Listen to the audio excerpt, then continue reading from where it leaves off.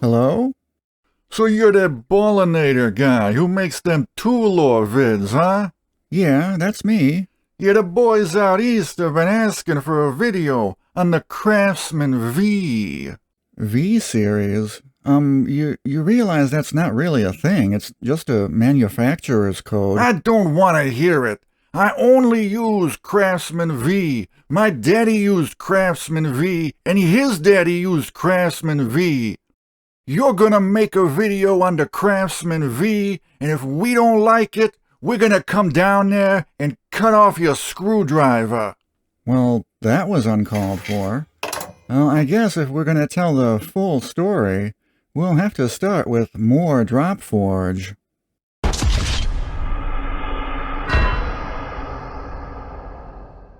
The Moar Drop Forge was founded in 1900 in Springfield, Massachusetts, by Arthur Moar as a publicly traded company. Initially producing forgings for the bicycle industry, Moar's factory would burn to the ground in 1906, but they would rebuild. In 1919, they purchased another forging company, Page Storms Drop Forging of Chicopee, Massachusetts. As far as hand tools, Moar's early products were monkey wrenches and Stillson pattern pipe wrenches, sold under their Moorco brand, which was introduced in 1904. This caused an issue with the Walworth Company, who owned the patent for the Stillson pipe wrench. Walworth took Moar to court in 1925, after Moar had already produced over 5 million wrenches, alleging trademark infringement over the Stillson name on the wrench. Now, the Stillson patent had expired in 1886, so Moar was free to copy the wrench design, but Walworth had registered the word Stillson as a trademark in 1905, and had even been taking out full-page ads to remind people of their ownership of the trademark. However, the court ruled that since other companies had already been using the word Stillson to describe wrenches prior to Walworth getting the trademark, Stillson had become a descriptive word, indicating the style or pattern of a wrench, and was not a trademarkable brand name, so Moar was allowed to keep using the word on their wrenches. To add insult to Walworth's injury, in 1927 Moar started taking out ads referring to their version of the Stillson as the original, likely referring to their use of the original expired patent, but still a major diss to Walworth over losing that trademark battle. Most of Moar's business came from contract manufacturing, making forgings for other industrial manufacturers, as well as wrenches and hand tools for other brands. They eventually signed a deal to make the tools for the Ford Motor Company, which netted them $3 million in sales a year. Moar also made tools under contract for Walden Worcester, and later on for True Value and Napa. A lot of these tools can be identified by the presence of a Circle M logo on them. In 1938, Moar signed their biggest hand tool contract with Sears to produce tools for their Craftsman line.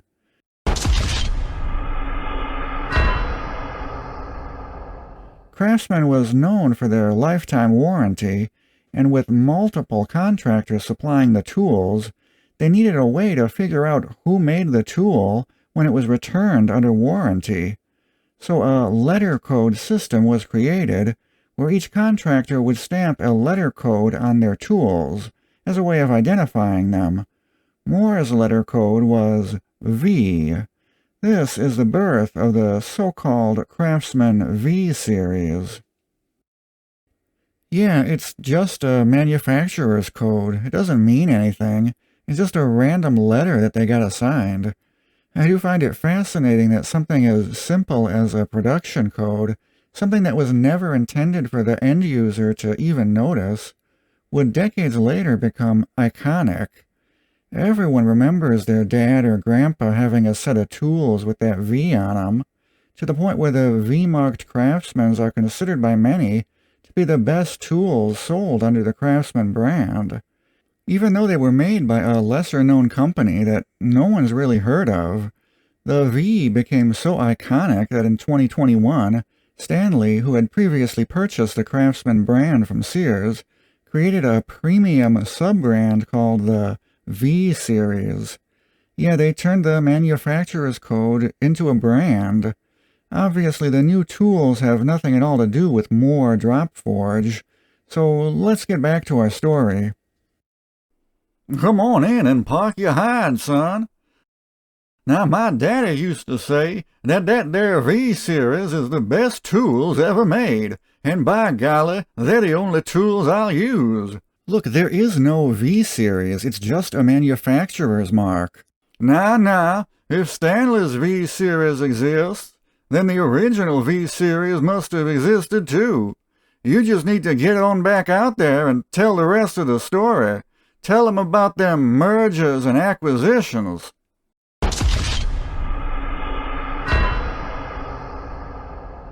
An interesting fact, Moar liked to keep their employees thick.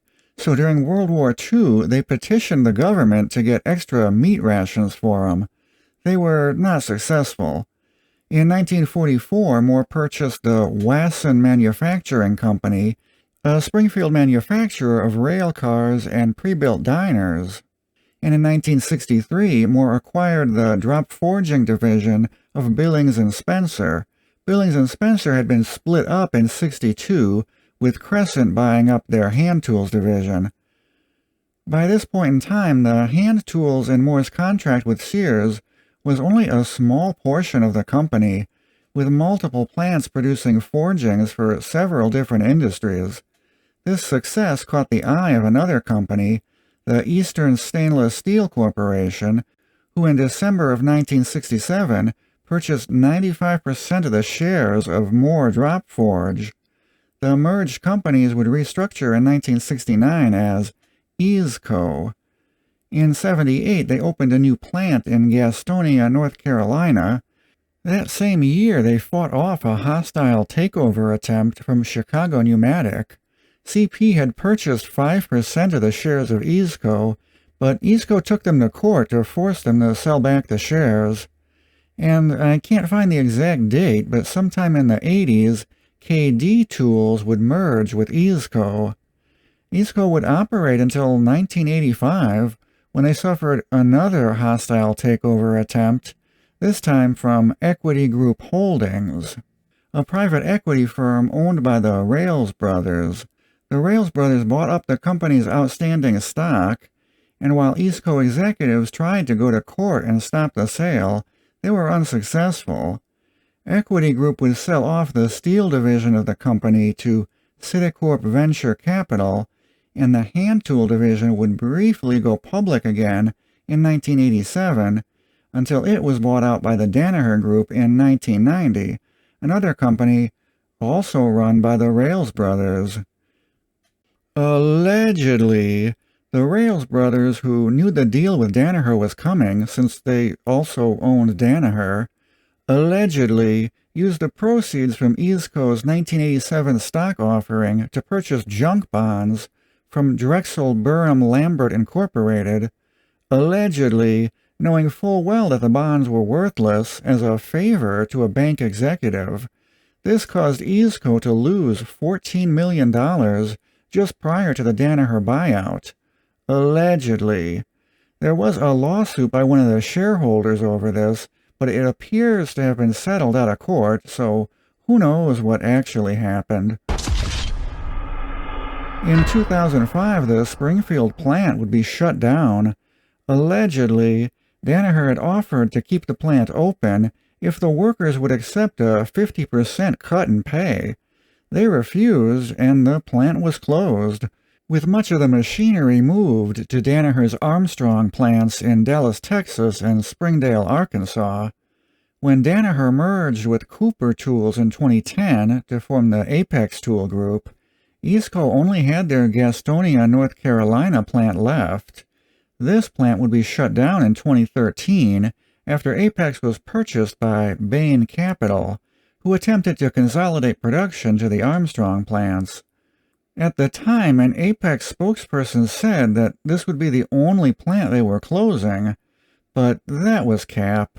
The Arkansas plant would close a year later in 2014, and the Texas plant in 2017.